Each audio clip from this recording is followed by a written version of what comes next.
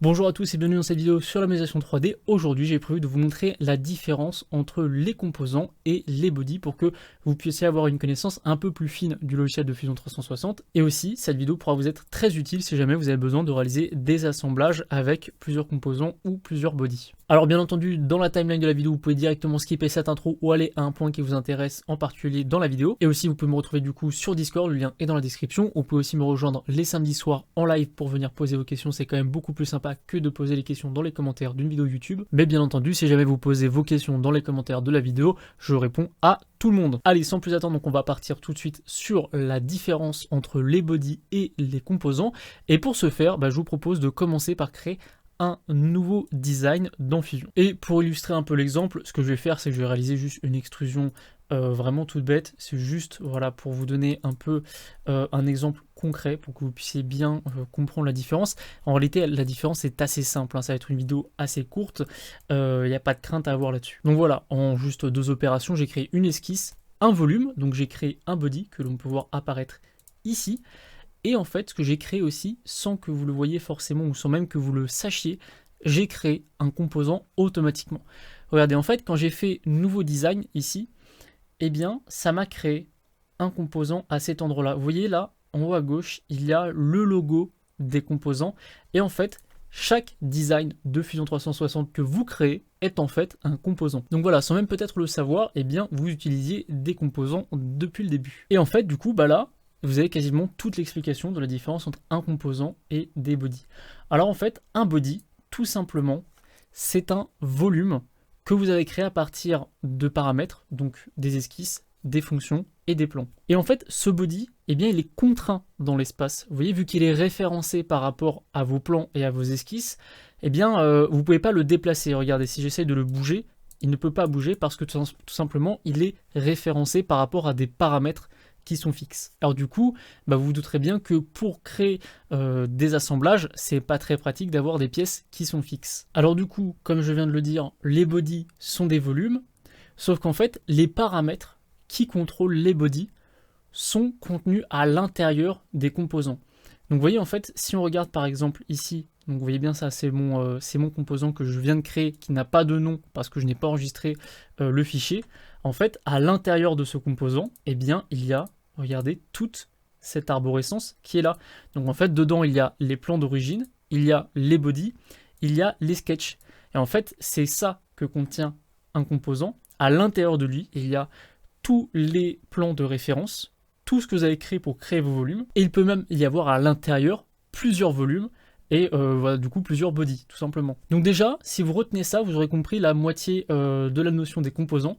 En fait, les composants contiennent tous les paramètres de votre modélisation 3D, ils contiennent tous vos volumes et toutes vos esquisses et toutes vos fonctions. Donc maintenant, on va passer à un autre exemple qui lui va mieux vous montrer l'intérêt des composants et la façon un peu dont on joue avec. Alors voici un assemblage de plusieurs composants. En fait, c'est un début de pince que j'ai réalisé en live et vous pouvez voir à gauche qu'il y a plein de composants à l'intérieur.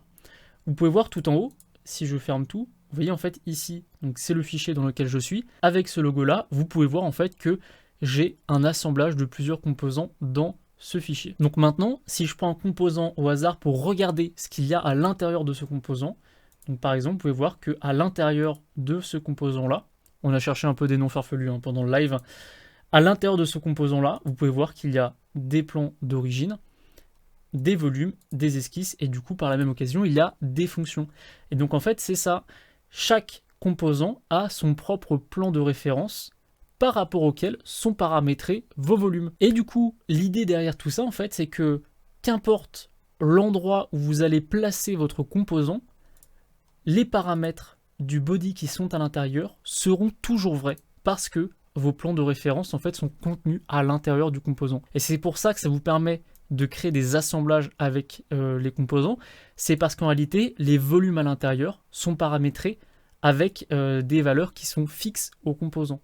Et du coup, le composant, vous pouvez le placer où vous voulez dans votre assemblage, ça ne changera rien. Et du coup, ce que je vais faire, c'est que je vais vous montrer un peu comment utiliser les composants de manière assez approximative. Je l'utilise pas très souvent pour ma part, mais c'est juste pour vous donner quelques petites notions. Je pense que ça vous permettra de comprendre un peu mieux la chose. Donc là, par exemple, vous voyez, toujours sur cette pièce-là, donc comme ce que je vous ai dit, tout est interne aux composants. eh bien si je fais clic droit dessus, je peux l'activer. Et cette fois-ci, en fait, je vais rentrer à l'intérieur du composant et je ne vais voir que ce qui est créé par rapport à ce composant. Donc en fait, je ne suis plus vraiment dans l'assemblage complet, je suis juste dans le composant. Et vous pouvez voir que dans ce composant, eh bien, il y a uniquement ma timeline qui est ici. J'ai aussi eh bien, mon origine, qui là encore est propre à mon body, alors que l'origine de mon assemblage, eh bien, vous pouvez voir, elle est ici. Donc vraiment, en fait, cette origine est interne au composant. Et si je déplace ma pièce de l'autre côté, eh bien, cette origine restera en fait avec mon volume. Et donc ça, cette notion d'activer ou de désactiver, regardez si je veux retourner dans l'assemblage complet, je fais activer sur l'assemblage complet, je retourne dans l'assemblage. Et ça, c'est très pratique en fait pour isoler une pièce et vous focaliser que sur cette pièce-là. C'est vraiment très facile à utiliser et c'est vraiment très très pratique. Et du coup, bien entendu, alors là, je n'ai pas d'exemple pour ce coup-là, mais vous pouvez avoir avec votre composant plusieurs bodies puisqu'ils seront référencés par rapport à ces plans-là.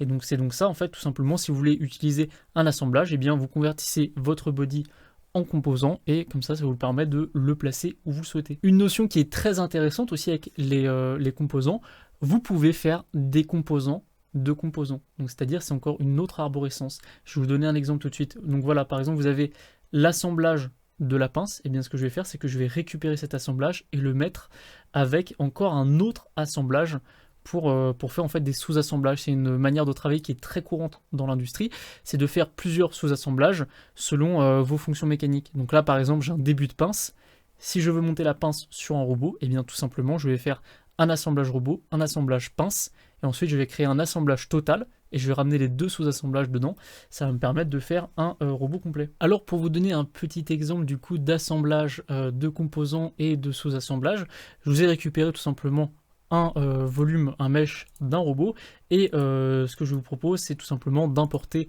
le sous-assemblage de ma pince pour vous montrer un peu la notion de sous-assemblage. Alors pour ajouter la pince ou un sous-assemblage ou quoi que ce soit dans Fusion, vous avez une solution qui est extrêmement simple.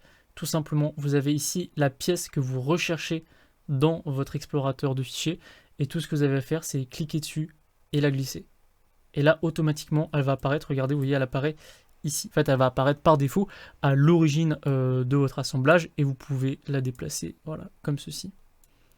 Alors là par contre il est un tout petit peu sous-dimensionné par rapport à mon robot, mais c'est pas grave, c'était juste pour vous donner un exemple. Donc après avoir positionné approximativement ma pince, de toute façon j'ai pas besoin de la positionner avec cet outil, je valide et tout simplement vous voyez la pince qui apparaît ici. Ce que l'on peut voir du coup qui est assez intéressant, c'est qu'en fait ici il y a un petit lien, ça indique en fait que ma pièce est référencée dans un autre assemblage, et l'avantage c'est que si jamais eh bien, je modifie quelque chose ici, j'enregistre, et quand je reviens dans mon gros assemblage, eh bien, je retrouve ma pièce qui est ici. Je peux actualiser en cliquant sur le lien. Et à partir de là, du coup, ma pièce a changé et a été actualisée.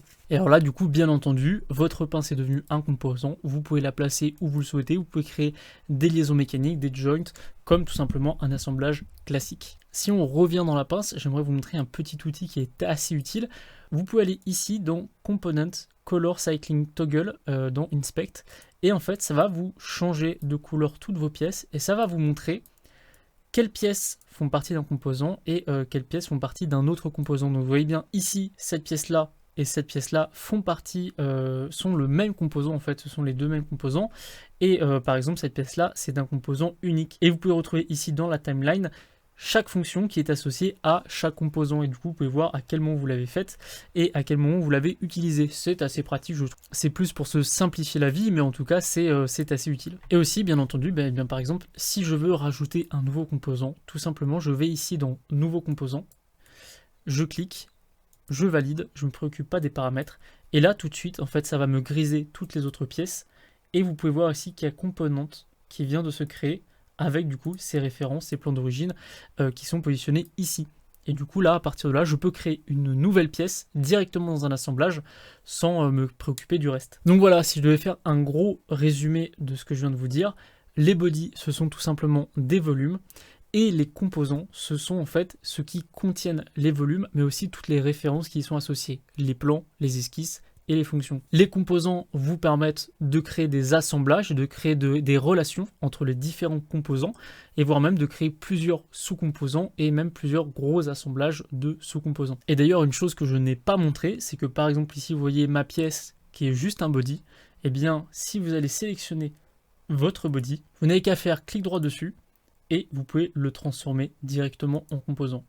Et voilà, et là, automatiquement, le logiciel va vous convertir votre body en composant. Avec, là encore, comme je l'ai dit, il va vous créer du coup des plans d'origine et de référence qui vont contenir un body. Et voilà, du coup, c'est tout pour cette vidéo. J'essaie de la faire très très courte parce que voilà, le sujet est intéressant, mais il n'y a pas énormément de choses à dire. J'ai pas envie d'en faire des caisses. Il faut que ça reste clair. Et voilà, les composants, en fait, c'est pas si sorcier que ça. Et c'est très pratique de les utiliser dès qu'on les maîtrise bien, mais on peut faire des choses très intéressantes avec. N'hésitez pas à la partager si elle vous a plu. Ça pourra toujours aider des gens. Vous pouvez rejoindre le Discord. Vous pouvez du coup montrer vos créations, vos réalisations et même venir poser vos questions sur des pièces que vous êtes en train de réaliser. À liker la vidéo ou même à me rejoindre sur les réseaux sociaux. Vous avez par exemple un lien pour une page Facebook. Et sur ce, moi je vous dis à la prochaine pour de nouvelles vidéos. Ciao!